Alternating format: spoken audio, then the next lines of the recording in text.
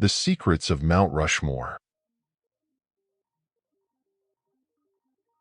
Mount Rushmore, with its towering granite faces, was more than a symbol of American perseverance. It was a fortress of mystery. To the millions who visited each year, the monument stood as a testament to the power of human ambition, its creators carving history into stone. But beneath the serene visages of Washington, Jefferson, Roosevelt, and Lincoln, something far older and far stranger waited, hidden from the world. The Hall of Records was officially no more than a concept, an incomplete vault abandoned mid-construction in the 1940s. Its original purpose had been simple: to safeguard the documents and artifacts of American history, a physical time capsule for future generations. But the true reason for its abandonment was a story buried deep within classified files. Those who had worked on the project spoke of strange phenomena, tools that disappeared and reappeared miles away, workers reporting dreams of impossible landscapes, and a growing unease that turned to fear. In the end, the chamber was sealed, its secrets hidden even from the government itself. For decades, Mount Rushmore's hidden depths remained untouched. The Hall of Records became a forgotten footnote, overshadowed by the monument's grandeur. Yet, the mountain held more than stone. It pulsed with an unseen energy, a force waiting to be discovered. The rediscovery began innocuously, with a routine geological survey commissioned to ensure the monument's structural stability. Dr. Eleanor Hayes, a geophysicist known for her obsession with anomalies, led the team. She had built a career chasing the unexplainable, from magnetic fields that defied natural laws to tremors with no discernible source. For Eleanor, the idea of surveying a monument as iconic as Mount Rushmore was both thrilling and mundane.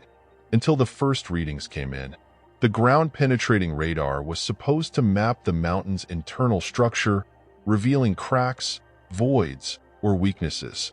Instead, it returned data that made no sense.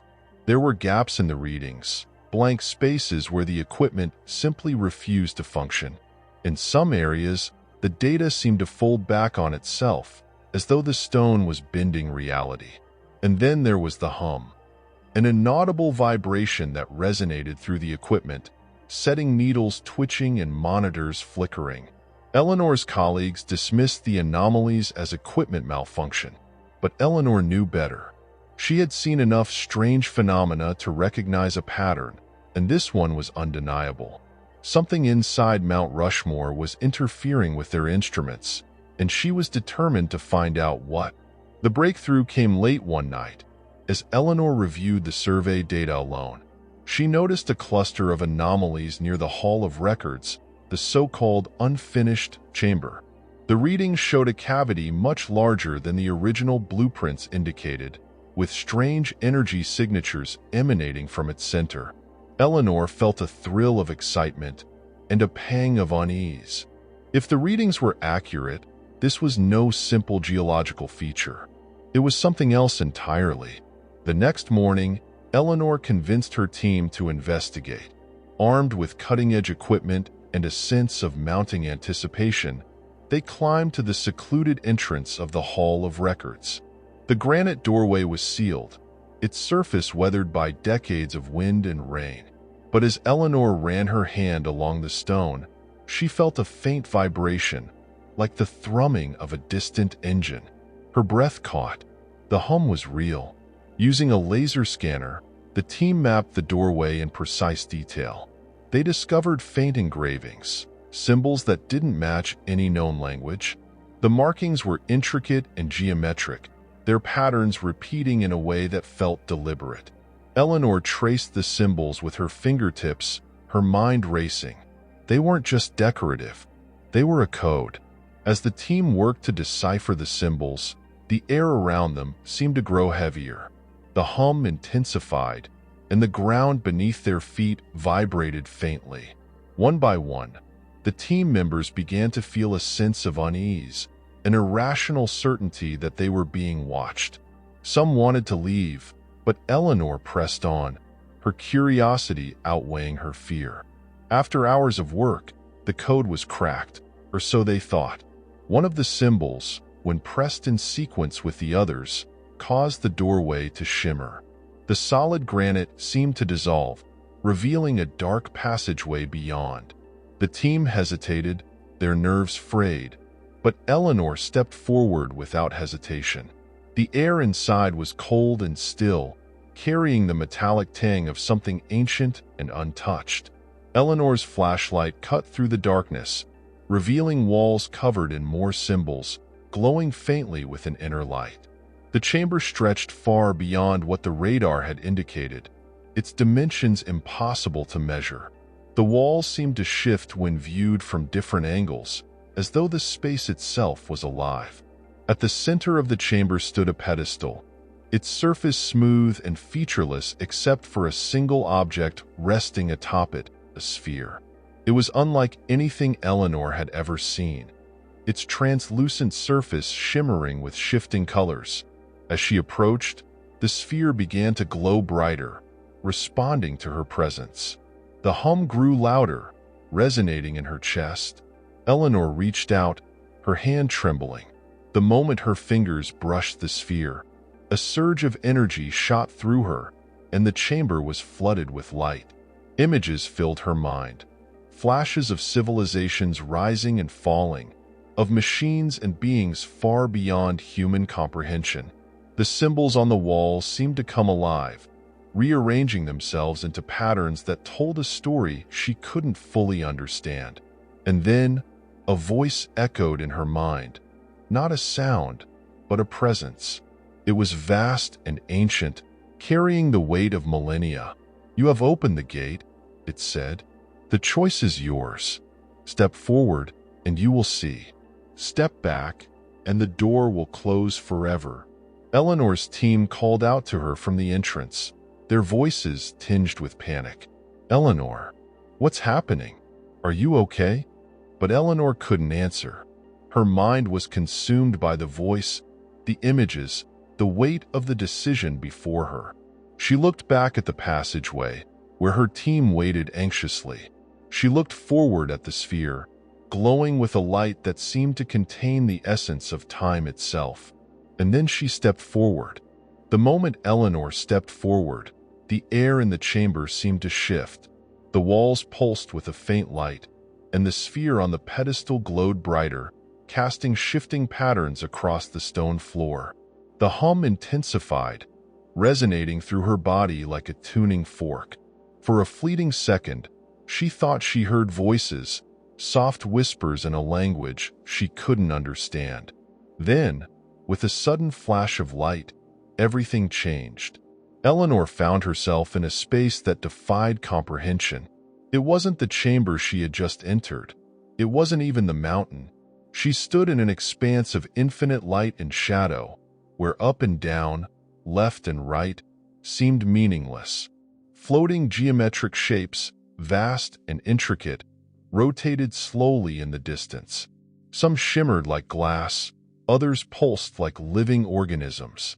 In the far distance, she could see threads of light weaving together, forming patterns too complex for the human mind to grasp. Eleanor's breath caught as she realized she was no longer tethered to the world she knew. The sphere had transported her, not through space, but through time and perception itself.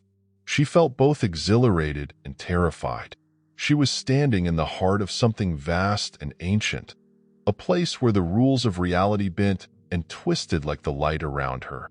As she tried to orient herself, the voice returned, clearer now. It wasn't a sound, but a presence that resonated in her thoughts, filling her mind with meaning.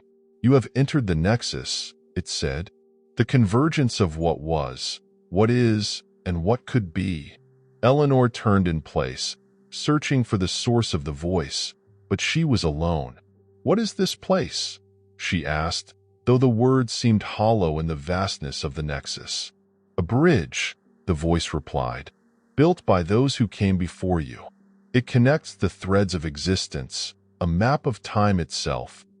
Here, all paths converge, and all choices ripple outward. Eleanor tried to process the words. A bridge? A map of time? The concept was staggering. She thought of the sphere, of the strange symbols that had brought her here. Had humanity stumbled upon this by accident? Or had they been guided? The voice continued, as if sensing her thoughts. You seek answers, but answers have a cost. The knowledge contained within the Nexus is boundless, but it is not without consequence. To understand, you must be willing to lose. Lose what? Eleanor asked, her voice trembling. The light around her shifted, and she felt a sudden pull.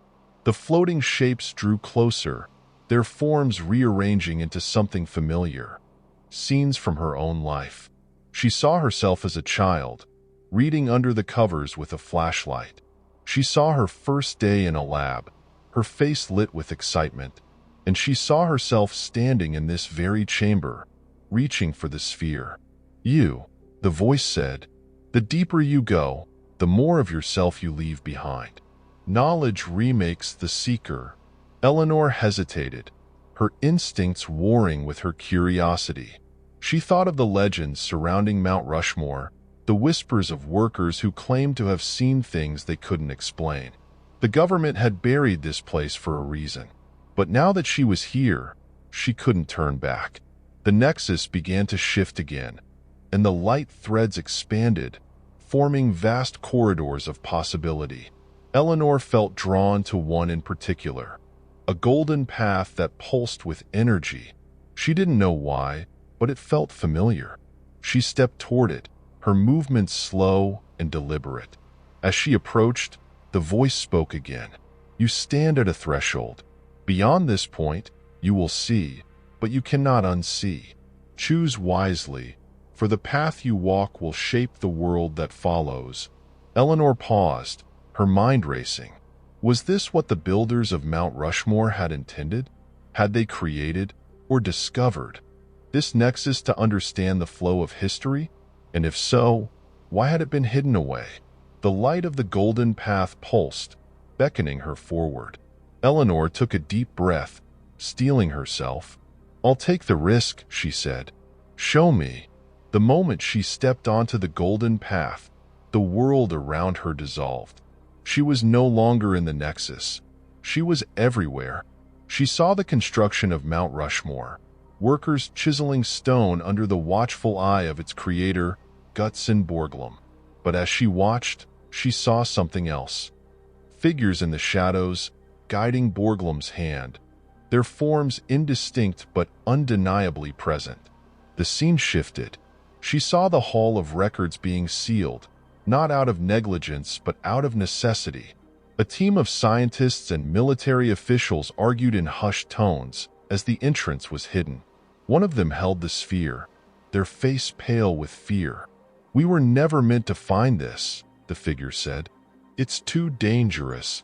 Another voice, firmer, replied, It's not ours to destroy. We bury it, and we pray no one ever opens it. Eleanor's perspective shifted again.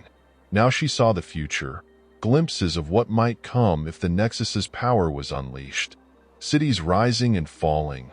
Wars fought not with weapons but with time itself. People caught in loops, reliving the same moments endlessly. And at the center of it all, the sphere, glowing with an unearthly light. The vision ended abruptly, and Eleanor was back in the Nexus, her body trembling. The voice spoke again, softer now. You have seen the threads. Now you must decide, to guard or to guide. Guard or guide? Eleanor echoed. What does that mean? To guard is to preserve the flow, to protect the balance of what is and what must be. To guide is to intervene, to shape the threads and risk unraveling the whole. Each choice carries a burden. Each path has its price. Eleanor's mind spun. She thought of the faces on Mount Rushmore, of the legacy they represented. Had they been guardians? Or had they been guides? And now, standing at this crossroads, what was she meant to do? The golden path before her pulsed once more, as if urging her to decide. She looked down at her hands, at the faint glow that now emanated from her skin. She had already been changed by the Nexus, already left pieces of herself behind. There was no going back. "I'll guard it," she said finally, her voice steady. "The world isn't ready for this." "Not yet." The light around her dimmed, and she felt the Nexus release its hold. The golden path faded, and the floating shapes receded into the distance. As the chamber dissolved around her, Eleanor found herself back in the Hall of Records, standing before the pedestal. The sphere was gone. Its energy returned to the Nexus. When Eleanor emerged from the chamber, her team rushed to meet her, their faces pale with worry. "What happened in there?" one of them asked. "We thought we'd lost you." Eleanor looked back at the sealed doorway, her mind heavy with what she had seen. "It's better if you don't know," she said. "Some secrets are meant to stay buried." As she walked away, the mountain stood silent, its secrets hidden once more. But Eleanor knew the truth. Mount Rushmore wasn't just a monument to history. It was a gateway to something far greater and far more dangerous. And for now, it was her burden to bear. The mountain felt different now. Mount Rushmore, once a symbol of human triumph, now loomed over Eleanor like a silent sentinel, its stoic faces watching her every move. She had stepped into the unknown and returned, but she was no longer the same. The experience within the Nexus had left an indelible mark, not just on her mind, but on her very existence. Her team, unaware of the full scope of what had transpired, bombarded her with questions as they descended the mountain. "What did you see? Was it some kind of natural phenomenon? Why was the door sealed again?" Eleanor offered them only fragments of the truth. She spoke of strange energy fields and anomalous readings, but avoided mentioning the Nexus, the voice, or the golden threads of time. Some secrets, she knew, were too dangerous to share. Back in her lab, Eleanor tried to piece together what she had learned. She reviewed the data her team had collected, but the readings were incomplete, corrupted by the energy that emanated from the chamber. The only constant was the hum, an ever-present vibration that seemed to follow her, resonating in the quiet moments when she was alone. It was as if the Nexus had left a part of itself with her, a reminder of the choice she had made. She began to notice changes in herself. Her senses were sharper. She could hear the faintest sounds, see details others missed. But it wasn't just her perception. Time itself seemed different. She would catch glimpses of events before they happened. Small things at first, like a cup falling from a counter or a colleague misplacing their keys. But the visions grew stronger, more vivid, until she found herself anticipating entire conversations before they occurred. Eleanor realized with a mixture of awe and dread that she hadn't just visited the Nexus. She had been altered by it. The threads of time were no longer an abstract concept. She could feel them, sense their flow. The knowledge was intoxicating, but it came with a weight she hadn't anticipated. Every choice, every action, felt monumental, as though the entire fabric of time rested on her shoulders. One evening, as she worked late in her lab, a knock at the door startled her. She opened it to find a man in a dark suit, his expression impassive. "Dr. Hayes," he said, his voice smooth but firm. "We need to talk."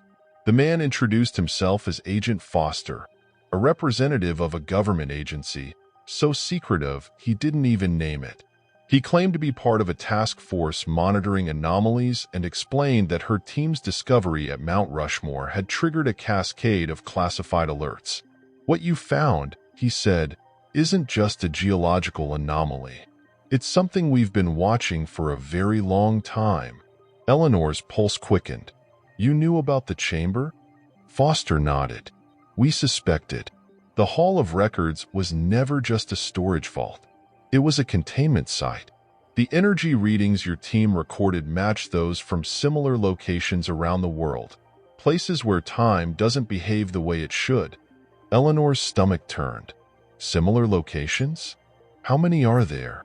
"That's classified," Foster said. "What matters is that the door you opened wasn't meant to be opened. And now, we need your help to make sure it stays closed." Foster's revelation sent Eleanor spiraling. If there were other Nexus-like structures, it meant humanity had stumbled upon something far greater than she had imagined. A network of gateways scattered across the globe, each with the potential to reshape time itself. She wondered how many others had been altered as she had. How many others carried the burden of knowledge they couldn't share. The next day, Foster took Eleanor to a secure facility, where she was introduced to a team of scientists, historians, and linguists. They were tasked with studying the symbols and energy patterns from Mount Rushmore, hoping to unlock their secrets without triggering another breach. Eleanor felt a pang of guilt as she realized they were working blind, unaware of the Nexus's true nature. During one session, a historian named Dr. Malik showed Eleanor a series of ancient texts, each describing phenomena that mirrored her own experience. One passage, written in an obscure dialect, spoke of the weavers of time and the guardians of the threads. Another described a golden light that binds the past and future, visible only to those who dare to see. Eleanor's hands trembled as she read the words. She recognized the descriptions. She had seen the golden threads, felt their pull. The text confirmed what she already suspected. The Nexus wasn't unique. It was part of something much larger, a system woven into the very fabric of reality. Despite her growing unease, Eleanor continued to work with the team. She knew the danger posed by the Nexus, but she also felt an obligation to protect it. If the wrong people gained access to its power, the consequences could be catastrophic. And yet, part of her couldn't help but wonder if she had made the right choice. By sealing the chamber, had she preserved the flow of time? Or had she condemned humanity to ignorance? Her doubts deepened when she began having dreams, vivid, lucid visions of the Nexus. In her dreams, she stood at the center of the golden threads, watching as they unraveled and reformed. She saw cities consumed by fire, civilizations rising and falling in an endless cycle. And always, at the edge of her vision, she saw the sphere, pulsing with light, waiting for her to return. One night, the voice returned. It wasn't a dream this time. It was a presence, as real as the hum that followed her. "The threads are fragile," it said. "The balance is not guaranteed. Your choice is not the end." Eleanor bolted upright, her heart pounding. The voice had spoken with such certainty, such finality, that it left no room for doubt. The Nexus wasn't a static entity. It was alive, and it was watching her. The next day, Eleanor confronted Foster. "The chamber isn't sealed," she said, her voice trembling. "Not completely. The Nexus is still active." Foster's expression darkened. "What do you mean?" Eleanor hesitated, unsure how much to reveal. "I think it's testing us. The symbols, the energy. It's like a puzzle, waiting to be solved. And if we don't solve it, what happens?" Foster pressed. Eleanor met his gaze. The threads unravel, and time collapses. Eleanor's revelation sent ripples through the task force. The team, once methodical in their approach to understanding the chamber, now moved with a sense of urgency. Every scrap of data, every ancient text, every unexplained anomaly was scrutinized for clues about the Nexus and its purpose. Foster, always calm and composed, seemed uncharacteristically unsettled. "The threads," he said during a late-night briefing, his voice low and deliberate. "If they truly unravel, what does that mean? Are we talking about time stopping? Reversing?" Eleanor shook her head. "It's not that simple.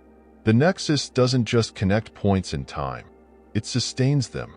If the threads unravel, we could lose entire events, entire civilizations, entire realities. And we might never even know they were gone." Her words hung in the air like a storm cloud, heavy with unspoken fears. The enormity of the situation was impossible to ignore. The Nexus wasn't just a relic of the past. It was a living, dynamic force, and its stability, or lack thereof, could determine the fate of everything. In the days that followed, Eleanor's visions grew stronger. The dreams that had once been fragmented and fleeting now unfolded with vivid clarity. She saw the golden threads stretching across an infinite expanse, their light flickering like candle flames in the wind.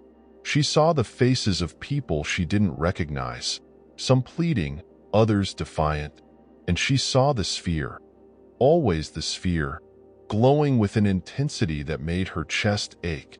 The voice returned more frequently, its presence both a comfort and a burden. "The balance is fragile," it said during one vision. "The choice you made has shifted the scales. Now you must act." "What choice?" Eleanor whispered, though she already knew the answer. She had sealed the chamber, locked the Nexus away. But had she truly protected it? Or had she merely delayed the inevitable? One night, as the facility buzzed with activity, an alarm pierced the air. Technicians scrambled to their stations, and Foster appeared at Eleanor's side, his expression grim.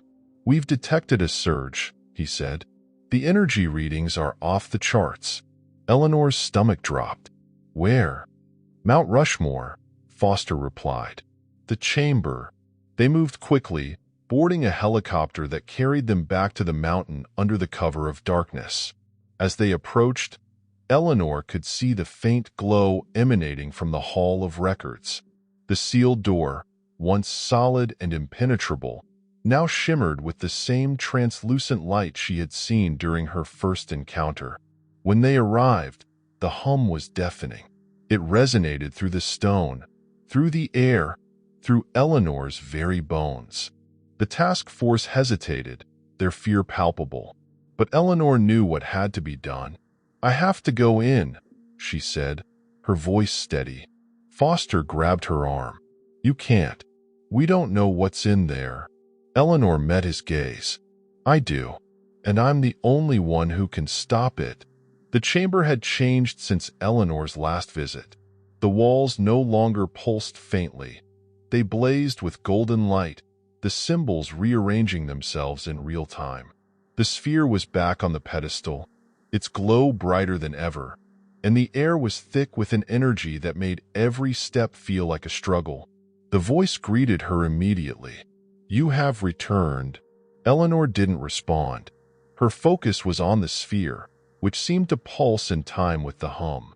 She could feel the threads of time all around her, vibrating with tension. The Nexus was alive, and it was in pain. "What do you want from me?" she asked, her voice breaking. The voice was calm. "The threads must be rewoven. You have the knowledge. You must choose." Eleanor's heart pounded. She approached the pedestal, her hands trembling. As she reached for the sphere, visions flooded her mind. She saw the threads snapping one by one, their golden light extinguished. She saw the consequences, events erased, lives rewritten, chaos spreading like wildfire. But she also saw another possibility. The threads reforged, brighter and stronger than before. The choice was clear, but the cost. "What will it take?" she asked. The voice didn't hesitate. "Yourself. To reweave the threads, you must become one with them. You will no longer exist as you are." Eleanor froze. She thought of her team, of the life she had built, of the things she would leave behind. But she also thought of the Nexus, of the infinite possibilities it held, and of the duty she had taken upon herself. "I'll do it," she said, her voice firm. "But promise me one thing. Protect the threads. Protect them from anyone who would misuse them." The voice seemed to pause, as though considering her words. "Your wish will be honored. The threads will be guarded."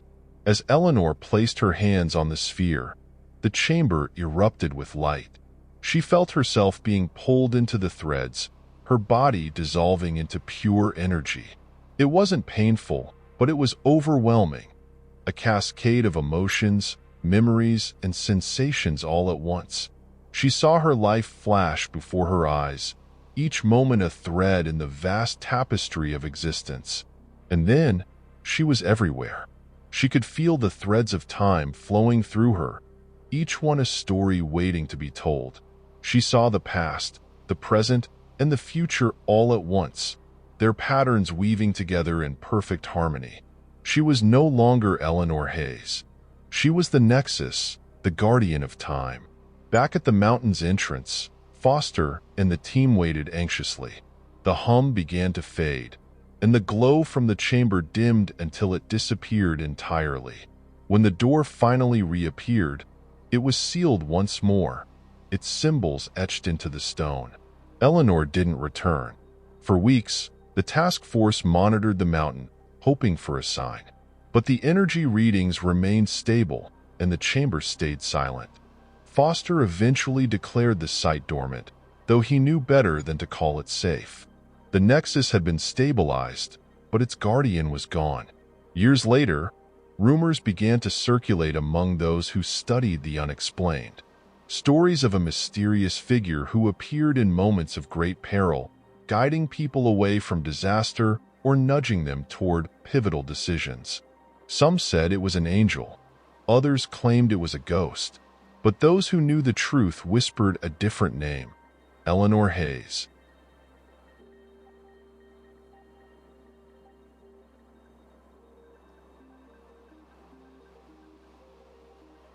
The gold mine. Beneath the arid plains of Nevada, where the desert stretched endlessly under a blazing sun, there lay an old gold mine long abandoned by its creators.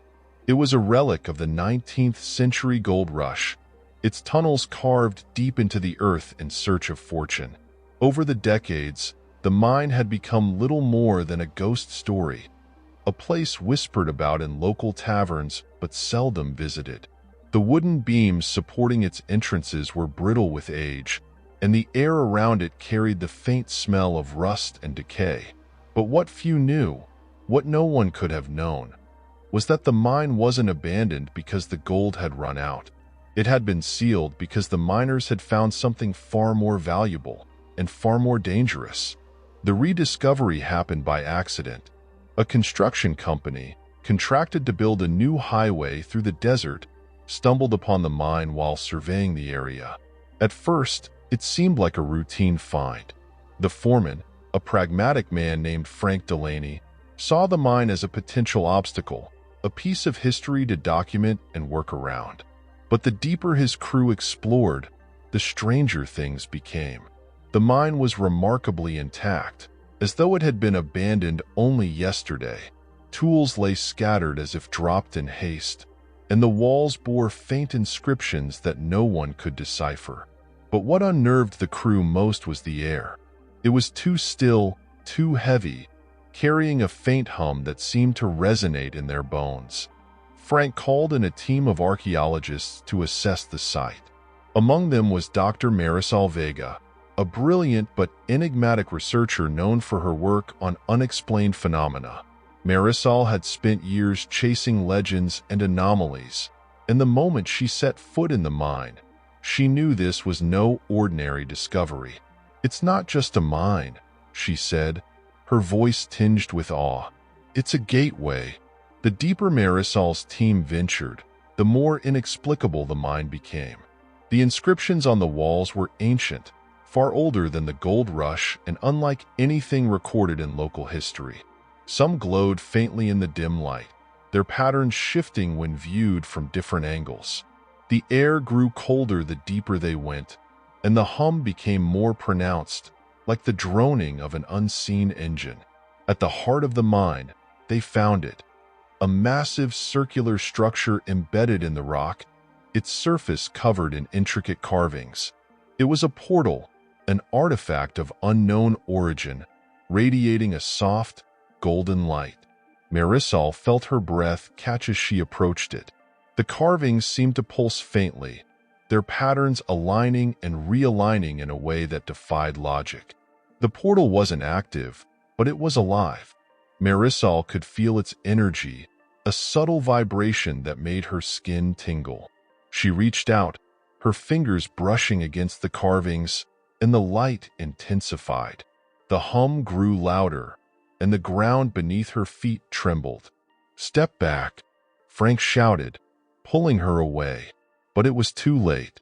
The portal flared, and for a brief moment, the world around them dissolved into blinding light.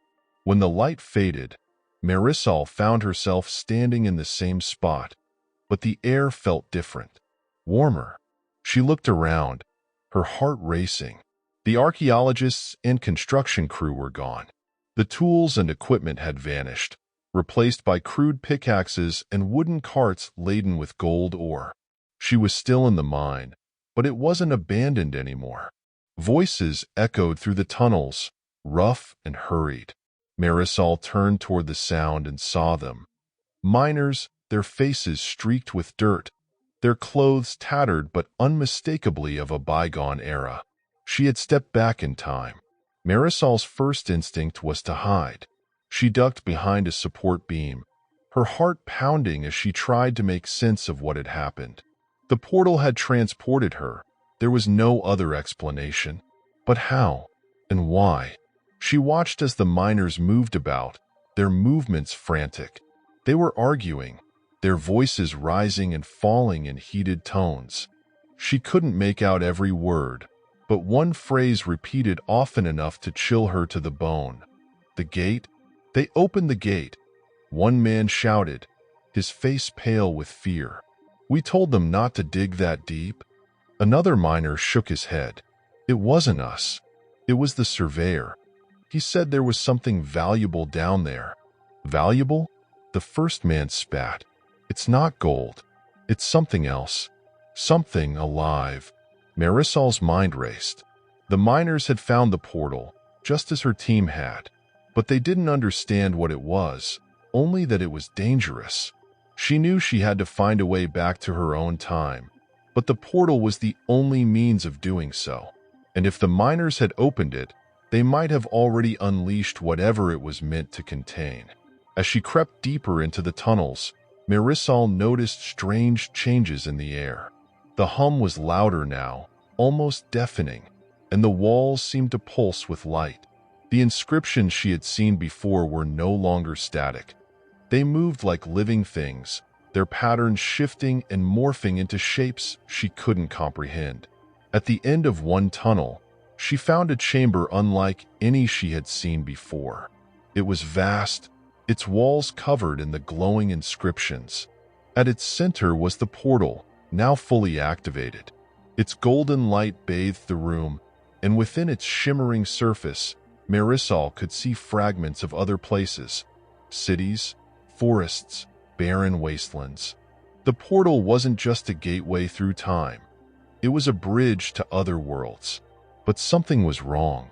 The light flickered erratically, and the inscriptions on the walls glowed brighter with each passing second. The portal was unstable, its energy spiraling out of control. Marisol knew she had to act quickly. If the portal collapsed, it could take the entire mine, and everyone in it, with it. Marisol stood frozen in the chamber, her heart pounding as she took in the scene before her. The portal, now fully active, pulsed with an erratic energy that seemed to ripple through the air, making it hard to breathe. The inscriptions on the walls glowed brighter with every pulse, their patterns shifting like the gears of a machine pushed beyond its limits. She had seen anomalies in her career, but this was something else entirely, a force she couldn't understand, let alone control. The miners' voices echoed from the tunnels behind her, growing louder as they drew closer. Marisol pressed herself against the cold rock wall, desperate to stay out of sight. She couldn't risk being discovered, not until she understood what was happening. Peering around the edge of the chamber, she saw a group of miners enter, their faces pale and their movements tense. Leading them was a man who carried himself with authority, his weathered features marked by years of hard labor. He held a lantern aloft, its flickering light casting eerie shadows on the walls. "It's worse than I thought," he muttered, his voice low but firm. "The gate's destabilizing." One of the younger miners stepped forward, his eyes wide with fear. "We shouldn't have come down here, Mr. Harland. Whatever's on the other side, it's not meant for us." Harland set his lantern down and approached the portal, squinting at its shimmering surface. "We don't leave until we know what we're dealing with. If this thing collapses, it could bury the whole mine, and us with it." Marisol's mind raced. The portal was unstable, but it was still active. If she could reach it without being seen, she might have a chance to return to her own time. But the miners were too close, and their voices carried a mix of fear and determination that made her hesitate. As she listened, fragments of their conversation began to fall into place. They had stumbled upon the portal while digging deeper than the mine's original plans had intended. At first, they thought it was a vein of gold, the shimmering light reflecting off the walls. But when the portal activated, everything changed. The hum had begun, faint at first but growing louder with each passing day. Strange symbols appeared on the walls, and tools left near the portal began to disappear, reappearing miles away, or not at all. Then came the visions. Several miners claimed to see things in the portal, scenes from their pasts, glimpses of people they had lost, and, most disturbingly, flashes of desolate landscapes where nothing lived. The portal wasn't just unstable. It was breaking boundaries, pulling fragments of time and space into the mine. And if it wasn't stopped, it could tear the earth apart. Marisol knew she had to act.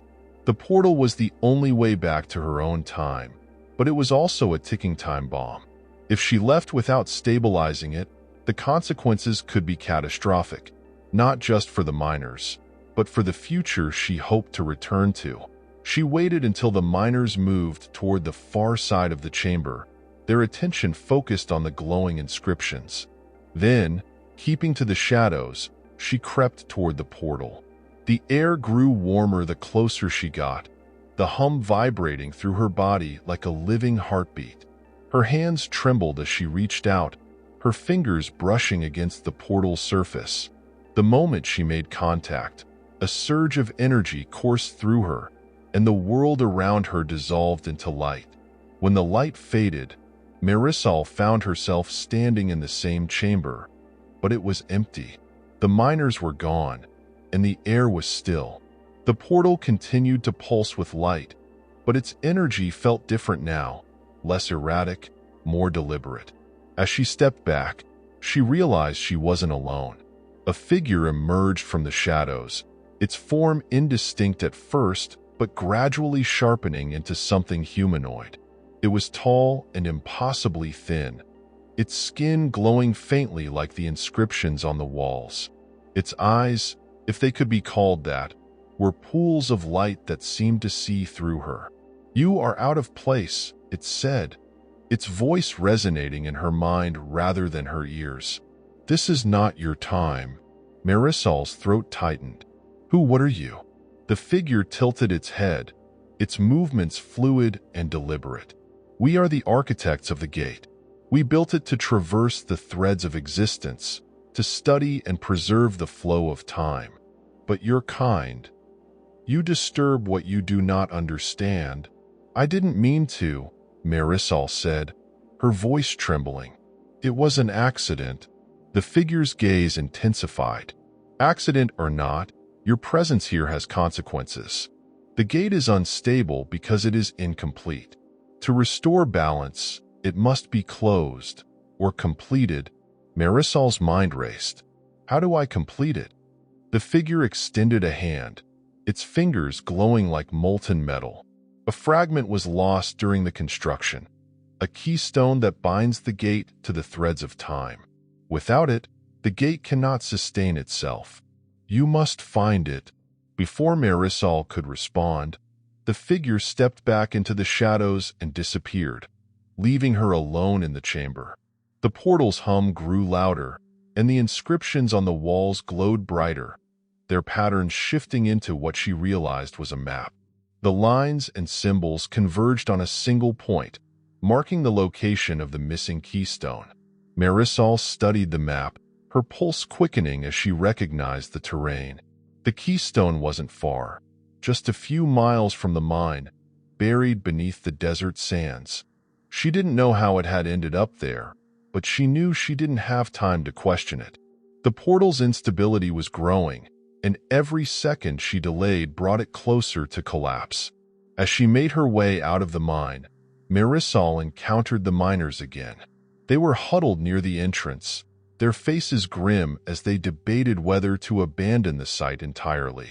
Harlan saw her and stepped forward, his expression a mix of suspicion and curiosity. "Where did you come from?" he demanded. "You weren't with us before." Marisol hesitated, then decided on the truth, at least part of it. "I'm here to fix the gate," she said. "If I don't, this mine won't survive, and neither will you." The miners exchanged uneasy glances, but Harlan's jaw tightened. "What do you need from us?" "Time," Marisol said. "Keep the gate stable. Don't let anyone near it. I'll be back." Before they could protest, she turned and ran. The map burned into her mind. The desert stretched before her, vast and unforgiving, but she knew what she had to do. The keystone was the key to everything, and failure wasn't an option. The desert stretched before Marisol like an endless expanse of molten gold under the midday sun. Armed with only the map burned into her memory and a determination that burned brighter than her fear, she pressed on. The sand shifted beneath her boots, and the heat distorted the horizon, but she didn't stop. She couldn't. The keystone wasn't just a piece of the portal. It was the key to preventing a catastrophe that could ripple through time itself. She carried no supplies, no tools, no compass. All she had was the faint hum that seemed to guide her, vibrating in her chest like a second heartbeat. It grew stronger with every step, pulling her forward as though the desert itself wanted her to succeed. Hours passed before Marisol spotted something on the horizon. A jagged outcropping of rock rising from the sand like the spine of some ancient creature. She felt the hum intensify as she approached, and she knew she was close. The map had been clear. The keystone was buried beneath these rocks. Marisol began to dig with her bare hands, the coarse sand and grit biting into her skin. The heat was oppressive, and sweat dripped from her brow, but she didn't stop. Her breath came in short gasps, her muscles burned, but she clawed at the earth with a desperation she hadn't felt in years. And then her fingers struck something solid. Clearing away the sand revealed a stone unlike any she had ever seen. It was smooth and black, polished to a mirror-like finish, with intricate carvings that glowed faintly in the shade of the rocks. The inscriptions were similar to those in the mine, but these pulsed with a steady rhythm, as though alive. Marisol ran her hands over the stone, her mind racing. This was it, the keystone. But as she touched it, a surge of energy coursed through her, and the world around her seemed to blur. She fell backward, her vision spinning, and for a moment, she wasn't in the desert anymore. She stood in a place that defied explanation. It was a vast expanse of light and shadow, where the laws of physics no longer applied. Shapes and patterns floated in the air, rearranging themselves in infinite combinations. At the center of it all was the figure she had seen in the mine, its glowing form radiating a sense of ancient purpose. "You have found it," the figure said, its voice resonating in her mind. "The keystone is the heart of the gate. Without it, the threads cannot hold." "What happened to it?" Marisol asked, her voice trembling. "Why was it buried here?" The figure's gaze seemed to pierce through her. The keystone was removed to protect the balance, but those who came before underestimated the power they had unleashed. "The gate cannot function without the keystone, and without the gate, the threads of time will unravel." Marisol clenched her fists. "How do I fix it?" The figure extended a hand, and Marisol felt a warmth envelop her. Return the keystone to its place. But be warned, the gate is unstable. To restore balance, you must give part of yourself to the threads. What does that mean? She demanded, but the figure didn't answer. The light around her dimmed, and she was back in the desert, the keystone glowing faintly in her hands. The journey back to the mine was grueling. The sun had begun its descent, casting long shadows across the desert, but Marisol didn't stop. The keystone felt heavier with each step, as though it resisted being carried. The hum grew louder, reverberating through her entire body, and she knew time was running out. When she reached the mine, the scene was chaos. The portal's instability had worsened, its light flickering wildly and sending tremors through the ground. The miners were scattered, some fleeing toward the surface while others tried to secure the collapsing tunnels. Harlan spotted her and ran to meet her, his face pale with fear. "What's happening?" he shouted over the roar of the portal. "We can't hold it much longer." Marisol held up the keystone. "This will stabilize it, but I need your help to get to the chamber." Harlan hesitated, his eyes flicking between her and the portal. Then he nodded. "Follow me." The journey through the collapsing tunnels was harrowing. The walls shook with each tremor, and chunks of rock rained down from above. The glow of the portal grew brighter as they neared the chamber, its light casting eerie shadows on the walls. By the time they reached it, the hum was deafening, and the air was thick with energy. Marisol approached the portal, clutching the keystone tightly. The inscriptions on the walls glowed brighter as she drew near, their patterns aligning to form a single, unified design. She could feel the portal's pull, a gravitational force that seemed to reach for her, drawing her closer. "Once the keystone is in place," she said to Harlan, "get everyone out. The portal will stabilize, but I don't know what will happen to me." Harlan's eyes widened. "What do you mean?" Marisol didn't answer. She couldn't. She didn't know if she would survive this, but she knew it was the only way. She stepped forward, raising the keystone toward the portal. The moment the keystone touched the portal surface, the light exploded outward, engulfing the chamber. Marisol felt herself being pulled into the gate, her body dissolving into energy.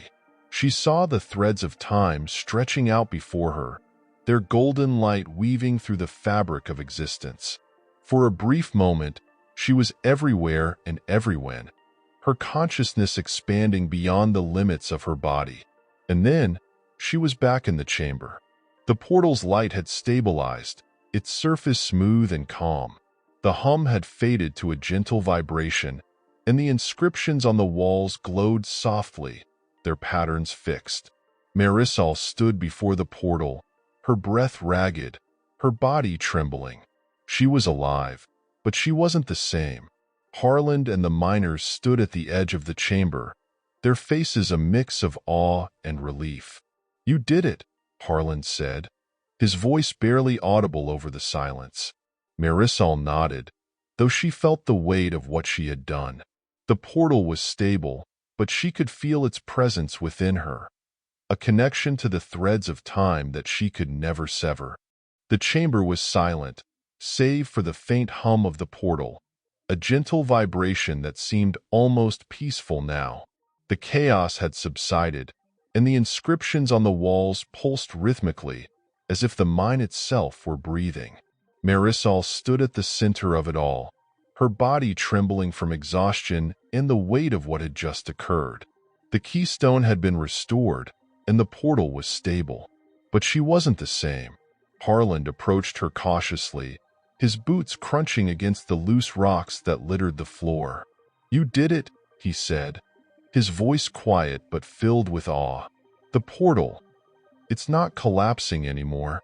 Marisol turned to face him, and he recoiled slightly.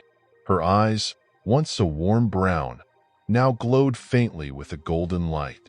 She could feel it too, the energy coursing through her veins, the connection to the portal and the threads of time. She had become something more, something tied to the very fabric of existence. "It's stable for now," Marisol said, her voice carrying an echo that hadn't been there before. "But it's not over." Harlan frowned. "What do you mean?" "You fixed it." Marisol shook her head. "The portal isn't just a doorway, it's a node in a larger network. There are others like it, scattered across the world.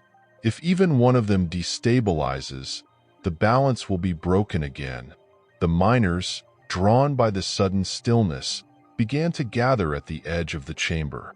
Their faces were a mix of relief and fear, their eyes fixed on the glowing portal. Some whispered prayers, while others simply stared in stunned silence. "We need to seal the mine," Marisol said, addressing Harlan and the others. "No one can come near this place again. If the portal is tampered with, it could undo everything." Harlan nodded, his jaw set. "We'll collapse the tunnels. No one will ever find it." Marisol hesitated. The thought of burying the portal, of cutting it off from the world, felt like a betrayal. But she knew it was the only way to protect it and the fragile threads it sustained. As the miners worked to secure the mine, Marisol felt the portal's energy pulling at her. It wasn't violent or chaotic. It was gentle, almost inviting. She approached the shimmering surface, her reflection distorted by the golden light.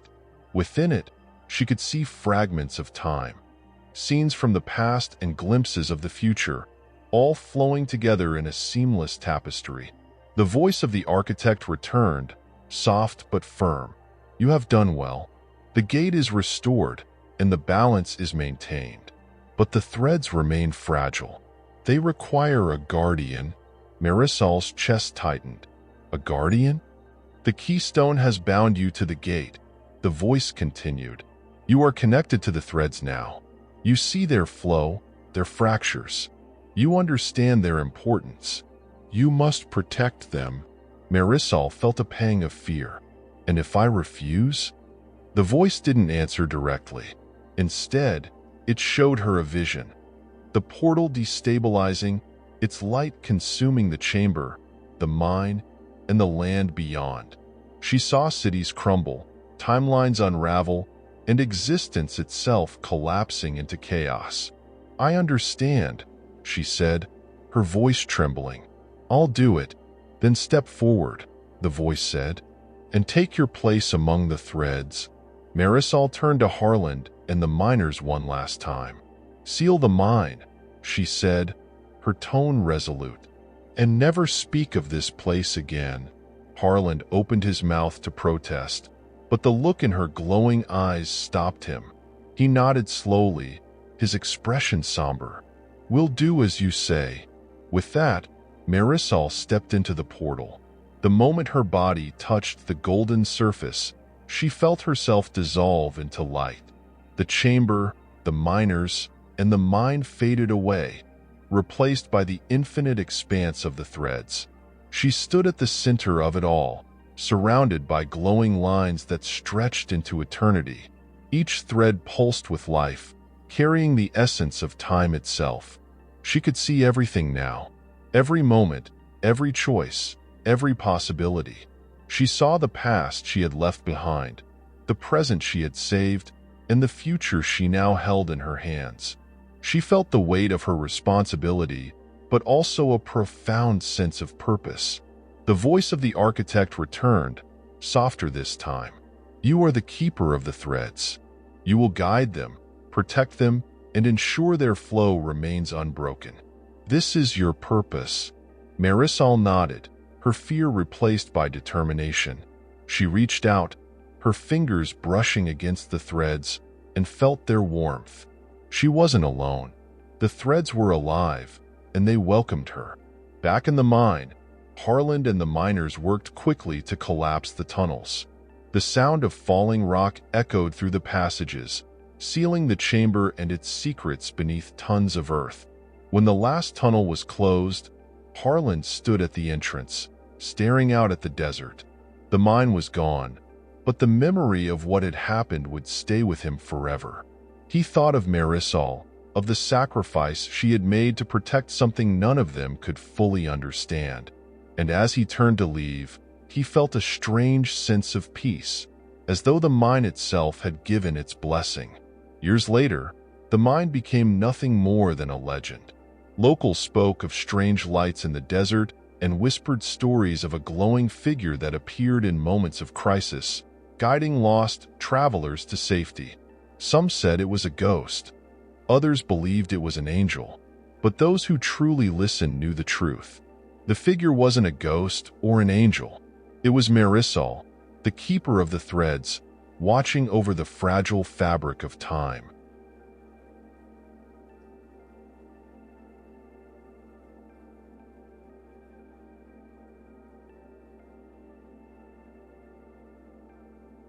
The Timeless Cafe. On the corner of an unremarkable street in a bustling city, there stood a coffee shop that seemed ordinary at first glance. Its wooden sign bore no name, its windows were frosted with age, and its door creaked softly whenever someone entered. The aroma of freshly brewed coffee wafted out onto the street, mingling with the scents of rain and asphalt. To passers-by, it appeared to be just another cozy refuge from the chaos of the world. But the shop held a secret. It only appeared during storms. The phenomenon was known to a select few, those who had stumbled upon the shop by chance, drawn in by its warm glow during a torrential downpour. Inside, the air was always calm, the coffee always perfect, and the patrons, well, they were never quite what they seemed. Lila Davis had never heard of the coffee shop. A journalist by trade, she had spent years chasing stories through the city's labyrinthine streets, always searching for the next big scoop. But on this particular night, as rain poured in sheets and lightning illuminated the skyline, she wasn't chasing a story. She was running from the storm. Her umbrella had flipped inside out within seconds of stepping outside, and her phone was useless, its screen dark and unresponsive. Desperate for shelter, she ducked into the first open door she found, the coffee shop. The bell above the door jingled softly as she entered, and she was immediately struck by how different it felt inside. The air was warm, the lighting soft, and the walls were lined with shelves of books and clocks, each one frozen at a different time. A fire crackled in the corner, casting dancing shadows on the wooden floor. The atmosphere was inviting, almost hypnotic. Lila shook the rain from her coat and approached the counter, where a barista stood waiting. The woman looked as though she had stepped out of another era, her apron pristine and her expression calm. Without a word, she placed a steaming cup of coffee on the counter. "For me?" Lila asked, glancing at the untouched cash register. The barista smiled faintly. "It's already yours." Lila frowned but took the cup. The coffee was perfect, rich and smooth, with a hint of something she couldn't quite place. She glanced around the shop, taking in the patrons scattered at various tables. There was a man in a tailored suit, reading a newspaper that looked decades old. A young woman in a flapper dress, her hair styled in 1920s waves, sat near the fireplace. And in the far corner, a man in futuristic attire fiddled with a device that emitted a faint blue glow. None of them looked at her. They were absorbed in their own worlds, their own moments. Lila chose a table near the window, where she could watch the rain streaking down the glass.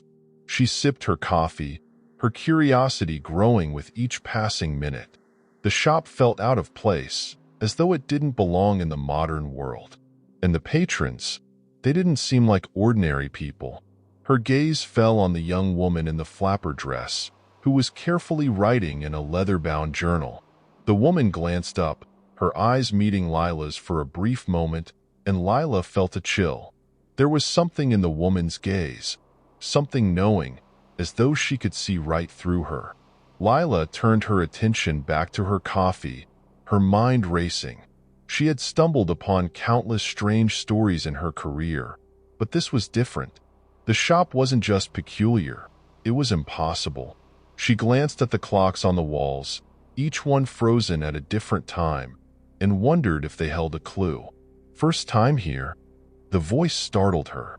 She looked up to see a man sitting across from her, though she hadn't noticed him approach. He was middle-aged, with salt and pepper hair and a worn leather jacket. His eyes were sharp, and his expression carried the faintest hint of amusement. "Is it that obvious?" Lila asked. He nodded. "You have the look. Everyone does the first time." Lila leaned forward. "What is this place?" The man shrugged. "A refuge. A crossroads.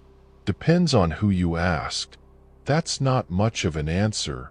It's the only one you'll get," he said. "But I'll give you a piece of advice. Don't overstay your welcome." Before Lila could respond, the man stood and walked toward the door. The bell jingled softly as he left, and when Lila looked out the window, she saw nothing but the empty street. The rain had stopped, and the coffee shop's glow seemed to dim slightly. As the night wore on, Lila couldn't shake the feeling that the shop was watching her. The clocks on the walls seemed to tick faintly, though their hands didn't move. The patrons remained quiet, their conversations muted, their actions deliberate.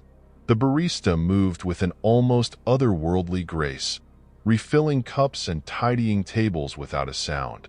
Lila finished her coffee and stood to leave, but when she approached the door, it wouldn't budge. She pushed harder, her heart racing, but it was as if the door had fused with the wall. She turned to the barista, who was watching her with a calm expression. "You can't leave until the storm returns," the woman said. "What does that mean?" Lila demanded. "The storm's over." The barista smiled faintly. "Not for you." The barista's words hung in the air, their weight pressing down on Lila like the storm clouds that had driven her into the cafe. "Not for you." The phrase echoed in her mind, and she turned to face the room once more. Everything seemed the same. The soft lighting, the murmurs of conversation, the smell of coffee. But now it felt different, as if the air carried an unspoken tension. Lila returned to her table, her thoughts racing. The man who had warned her not to overstay her welcome was gone, and the other patrons were still absorbed in their own worlds. The flapper woman flipped through her journal. The man with the futuristic device adjusted a flickering hologram, and the suited man folded his yellowed newspaper neatly. They were all there, yet somehow detached, like characters in a play she wasn't privy to. She glanced at the clocks again, their frozen hands ticking faintly in a rhythm she couldn't understand. Her gaze fell on one clock in particular, a small, ornate piece near the barista's counter. Its hands pointed to a time that didn't exist, 1313. She walked over to the barista, who was polishing a spotless cup. "The clock," Lila said, pointing. "What does 1313 mean?" The barista didn't look up. "It means what it means." Lila frowned. "Is everything in here an enigma? Or are you just trying to mess with me?" The barista smiled faintly. "Questions are dangerous in this place. You won't find answers the way you expect." Lila sat back down, her frustration mounting. The cafe wasn't just strange, it was infuriating. She was used to piecing together stories, following threads of logic until the truth revealed itself. But here, everything felt deliberately obscured, as if the cafe itself didn't want her to understand. The patrons remained an enigma. She watched them carefully, noting their behaviors, their patterns. The woman in the flapper dress never stopped writing, her pen gliding smoothly across the pages of her journal. The suited man checked his watch repeatedly, though its face was blank. The man with the futuristic device seemed engrossed in his work, his hologram flickering with incomprehensible symbols. Lila's gaze returned to the flapper woman. There was something about her, a quiet intensity, a focus that seemed out of place in such an enigmatic setting. Gathering her courage, Lila stood and approached her. "Excuse me," she said. Do you mind if I sit? The woman didn't look up, but gestured toward the chair across from her. Lila sat, unsure how to begin. This place, Lila said after a moment. It's not normal, is it? The woman paused her writing and looked up, her eyes meeting Lila's. They were sharp and piercing, as if they could see straight through her. Normal? The woman repeated. Her voice was soft but carried an edge. Normal is a matter of perspective. What do you mean? The woman closed her journal, placing her hands over it protectively. This cafe exists outside of time. It's a refuge for those who've slipped through the cracks. People who don't quite belong in their own worlds. Lila's pulse quickened. Slip through the cracks? What does that mean? The woman smiled faintly, but there was no warmth in it. It means you're not where you're supposed to be. The words struck Lila like a physical blow. She leaned back in her chair, trying to process what the woman had said. Not where I'm supposed to be. She thought of her life, her work, the choices that had led her here. Everything had felt so normal, so grounded, until now. The flapper woman stood, tucking her journal under her arm. You'll figure it out, she said. Everyone does. Eventually. Wait, Lila said, reaching out. What do you mean? Figure out what? But the woman was already walking away, her heels clicking softly on the wooden floor. Lila watched as she approached the barista, exchanged a quiet word, and then stepped through a door Lila hadn't noticed before. The door closed behind her, and when Lila went to investigate, it was gone. Hours passed, or what felt like hours. Lila lost track of time in the cafe, though the clocks didn't move to mark it. The patrons came and went, each one a puzzle she couldn't solve. The barista remained a constant presence, her movements calm and deliberate, as though she were more a part of the cafe than an employee. Eventually, Lila returned to her table, staring at the dregs of her coffee. She felt trapped, not just physically but emotionally, as though the cafe had wrapped itself around her mind and wouldn't let go.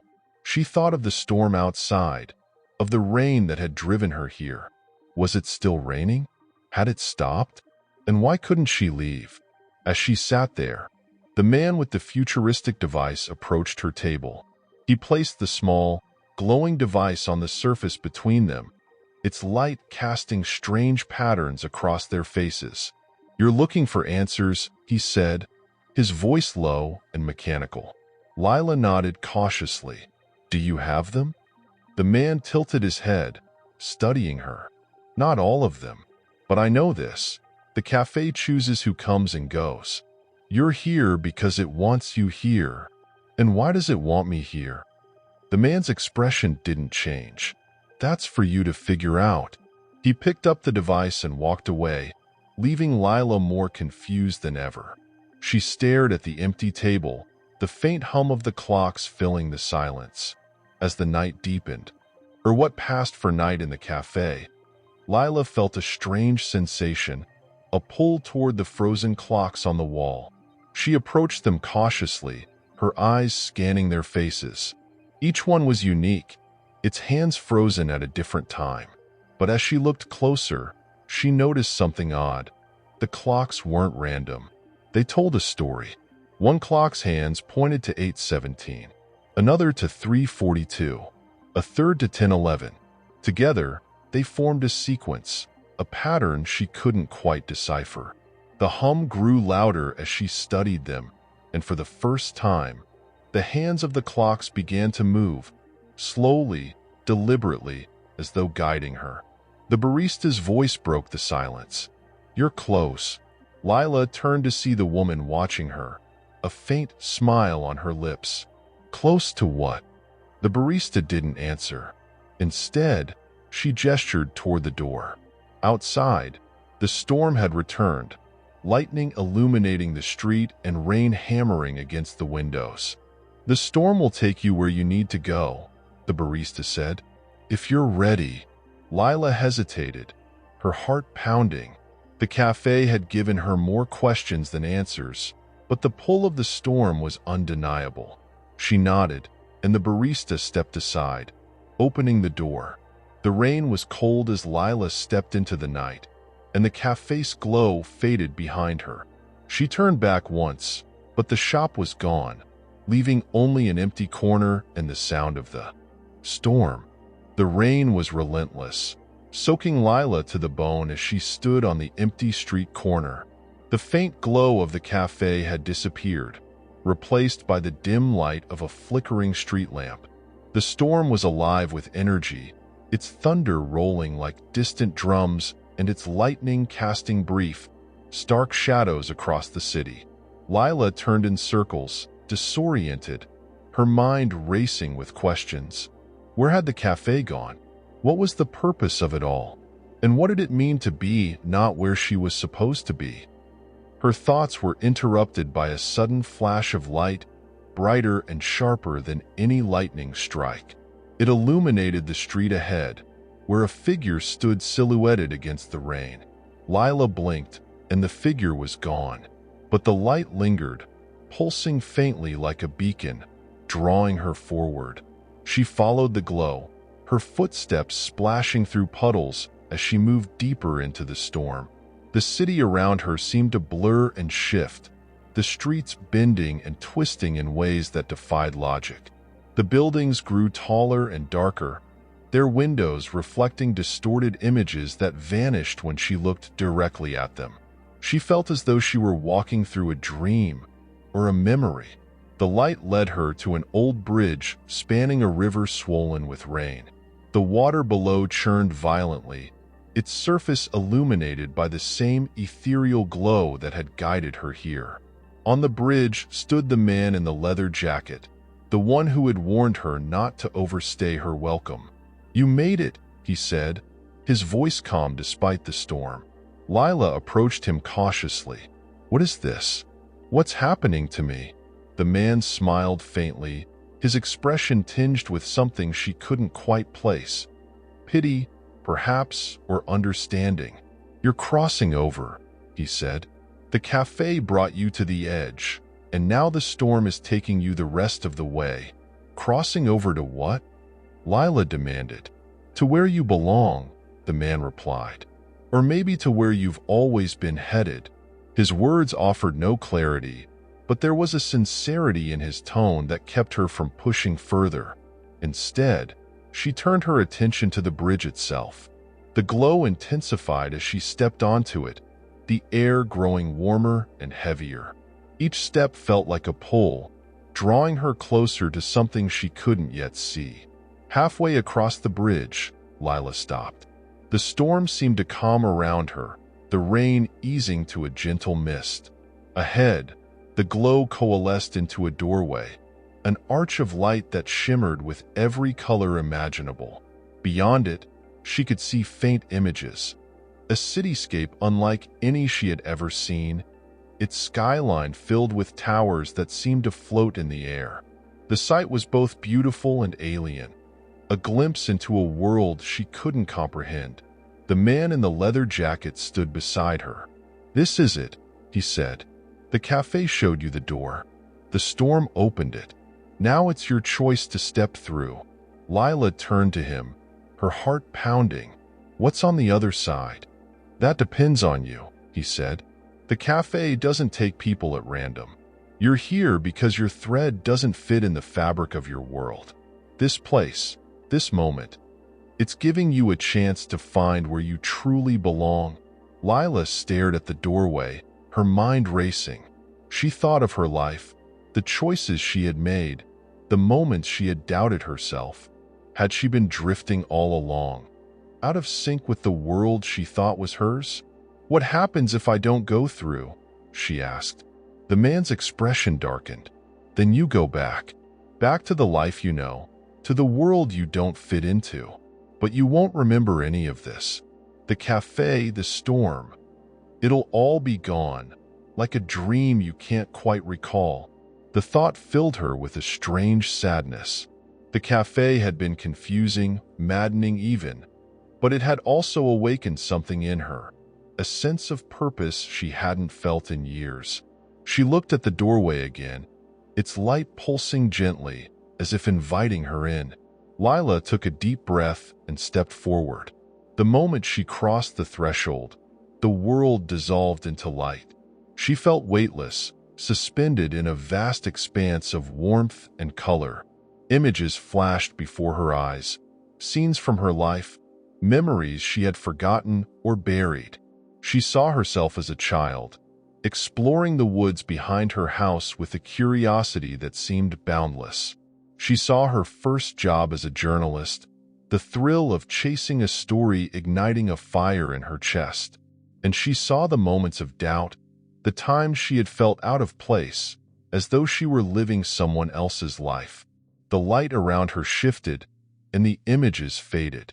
She was no longer in the cafe, no longer on the bridge. She stood in a new world, one that felt both foreign and familiar. The city she had glimpsed through the doorway stretched out before her, its towers gleaming in the sunlight. The air was crisp and clear, filled with the hum of distant machinery and the soft murmur of voices. Lila felt a strange sense of peace. For the first time in years, she felt like she belonged.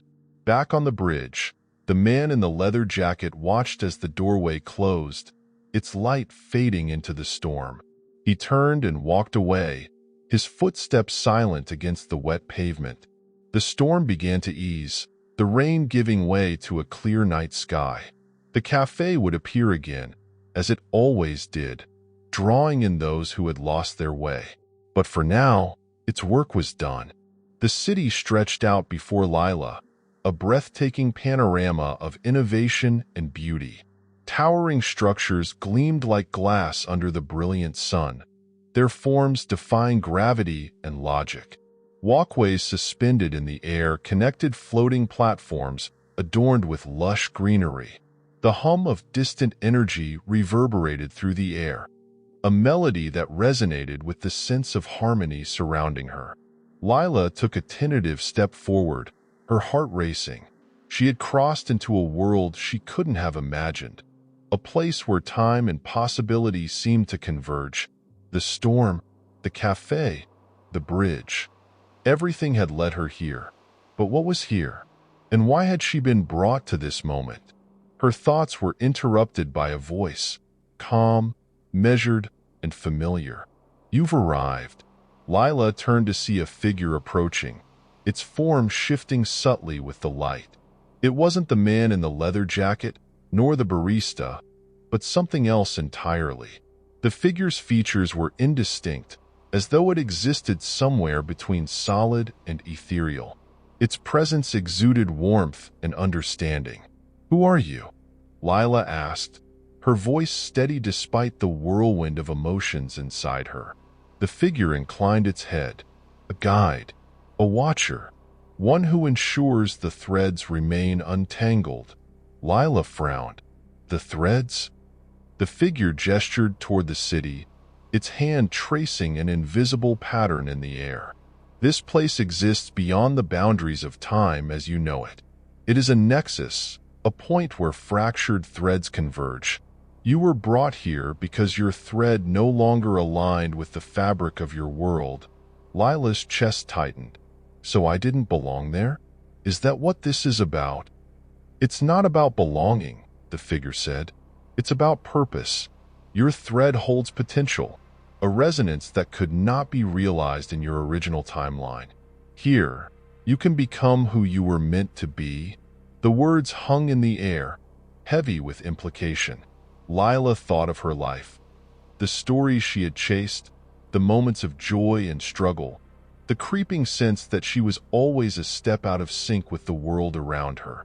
The cafe had awakened something in her, a yearning for clarity she couldn't ignore. "But what happens now?" she asked. "What do I do here?" The figure's form shimmered faintly. "That is for you to decide." The cafe opened the door, but the path forward is yours to walk. You may find others like yourself here, souls who have crossed through the cafe, seeking a new beginning. Together, you will weave the threads of this place, shaping its future. Lila glanced at the city again. its shimmering towers and floating walkways alive with possibility. And if I want to go back? The figure's light dimmed slightly, a subtle shift that carried a sense of finality. The cafe store has closed for you. Your choice was made the moment you stepped through the storm. The past is a memory now, a fragment of what brought you here. Lila felt a pang of loss, but it was tempered by something else, relief. The life she had left behind had been familiar, but it hadn't felt right. Here, in this impossible city, she felt a pull she couldn't ignore, a sense of belonging she had never known. Days turned into weeks, and Lila began to explore the city. She discovered others who, like her, had come through the cafe, each carrying their own stories and struggles. Some had come from distant futures, their technology advanced beyond anything she could comprehend. Others hailed from forgotten pasts, their mannerisms and language relics of eras long gone. Together, they shared their experiences, weaving their threads into the fabric of the city. Lila found herself drawn to its heart, a massive library-like structure where glowing threads of light moved through the air, forming intricate patterns that seemed to tell stories. Each thread represented a fragment of time, a moment plucked from the flow of history and preserved here. It was in this library that Lila discovered her purpose. She became a chronicler, recording the stories of those who had crossed through the cafe and found their way to this place. Through her work, she began to see the patterns, the connections that bound their lives together, even across vast expanses of time and space. One day, as she worked in the library, the glowing threads around her began to shift, forming a shape she recognized, the door of the cafe. She reached out, her fingers brushing against the light, and a familiar warmth enveloped her. For a brief moment, she was back in the cafe, its soft lighting and comforting aroma filling her senses. The barista stood behind the counter, her serene smile unchanged. "You've done well," she said. "The cafe chose wisely." Lila opened her mouth to speak, but the barista raised a hand. "Your time here is done. The cafe is always watching, always guiding. But your journey is yours now. Walk it well." The vision faded, and Lila found herself back in the library, the glowing threads swirling around her. She felt a sense of closure, as though the cafe's presence would always linger in her heart, even as she moved forward. Years later, the city flourished, its inhabitants weaving their threads into a tapestry of endless possibility. Lila became a central figure, her chronicles preserving the stories of those who had crossed into this timeless place. The cafe itself became a legend, a symbol of transition and transformation for those who had experienced its magic. And somewhere, in the infinite flow of time, the cafe continued its work, appearing during storms, drawing in those who had lost their way and offering them a choice: to remain tethered to a life that didn't fit, or to step through the storm and find their true place in the threads of time. For Lila, the choice had been clear, and as she walked through the city, surrounded by the hum of possibility and the glow of the threads, she knew she had finally found where she was meant to be.